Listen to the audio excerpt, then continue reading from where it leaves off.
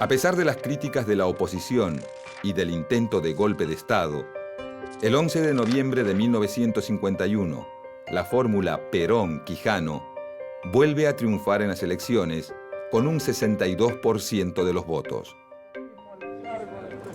El 4 de junio de 1952, en medio de la crisis económica y de un clima político cada vez más áspero, Perón asume su segundo mandato. Dios y la nación se lo demandan.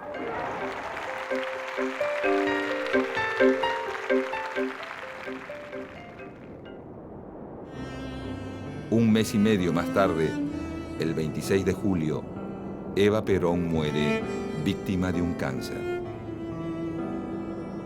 Por unos pocos meses, la tormenta política es eclipsada por enormes manifestaciones de dolor popular.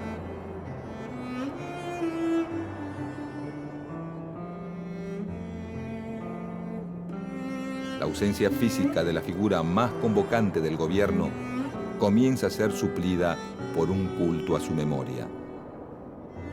Pero para el gobierno de Perón, ya nada va a volver a ser igual. Llegado 1953, lo peor de la crisis económica parece estar llegando a su fin, aunque la crisis política no para de fermentar. Durante los primeros días del año, sale a la luz un escándalo de corrupción que involucra a una persona del entorno íntimo del presidente, Juan Ramón Duarte.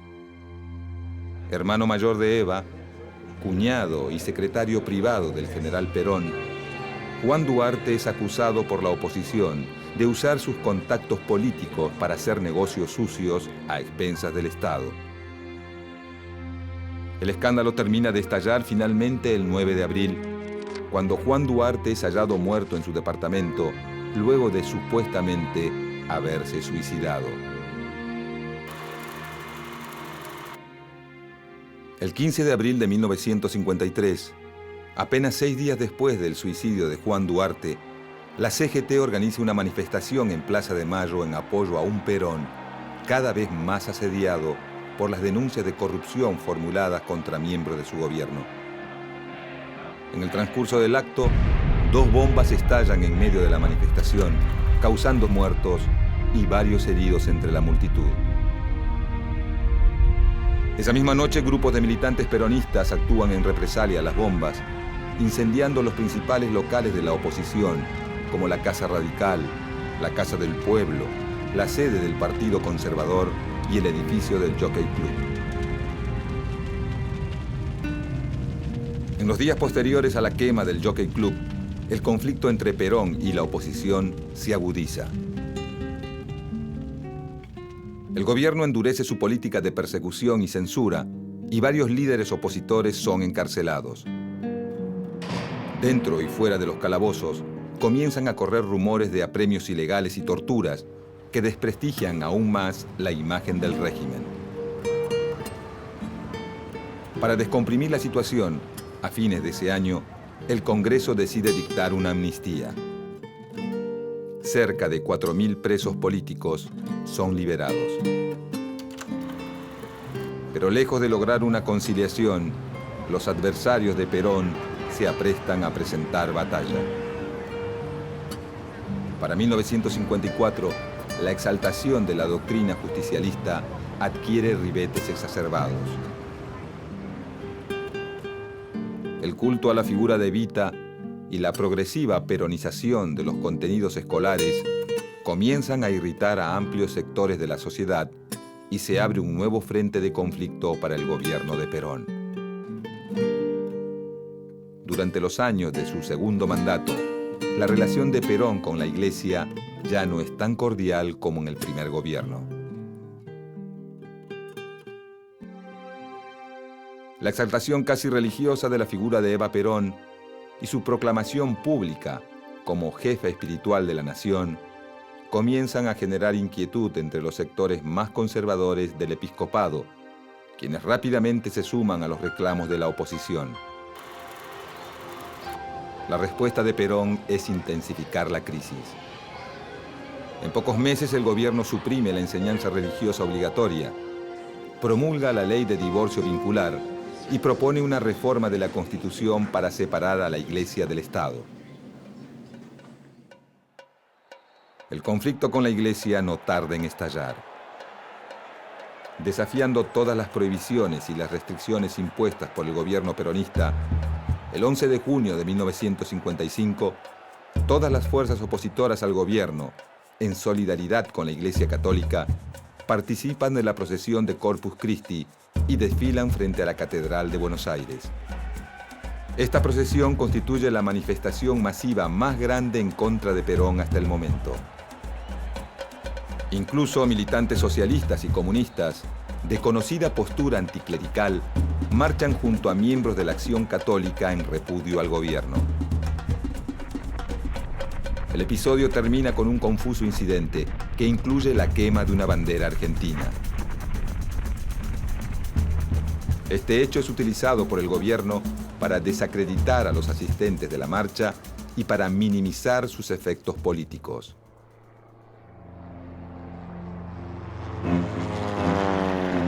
El 16 de junio de 1955, a las 12:40 del mediodía, una escuadra de 30 aviones de la Marina de Guerra y la Aeronáutica bombardea la Casa Rosada y la residencia presidencial de Recoleta, con un único objetivo: matar al presidente.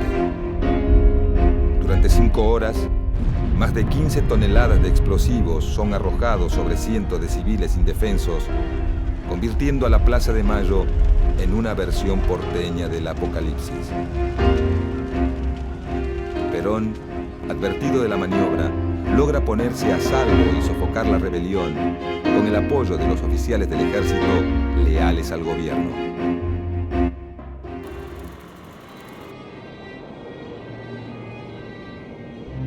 Al final de la jornada, el bombardeo a Plaza de Mayo deja un saldo de más de 300 muertos y el doble de heridos.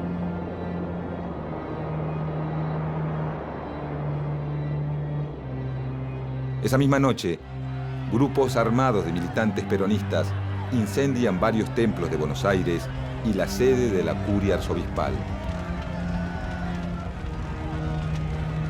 Para ese momento, la relación de Perón con sus opositores ya no tiene vuelta atrás. Pocos días después del bombardeo de Plaza de Mayo, el presidente anuncia el final de la revolución peronista y propone a sus opositores la pacificación. Pero estos, lejos de acceder a una tregua, deciden aumentar la presión. El 31 de agosto, Perón pone su renuncia a disposición de la CGT y sus organismos partidarios, lo que genera una masiva reacción de sus seguidores que inmediatamente se concentran en Plaza de Mayo. Frente a la multitud, Perón retira su renuncia y decide poner fin a la tregua, pronunciando un provocativo discurso donde proclama: Y cuando uno de los nuestros caiga, caerán 5 de los de ellos. Esta renovada actitud de beligerancia de Perón termina por aunar la opinión de las Fuerzas Armadas. El 16 de septiembre, desde la Escuela de Artillería de Córdoba, el general Eduardo Lonardi inicia un alzamiento militar a gran escala que incluye la ocupación militar de los principales centros urbanos y el despliegue de la Marina de Guerra en las costas del Río de la Plata.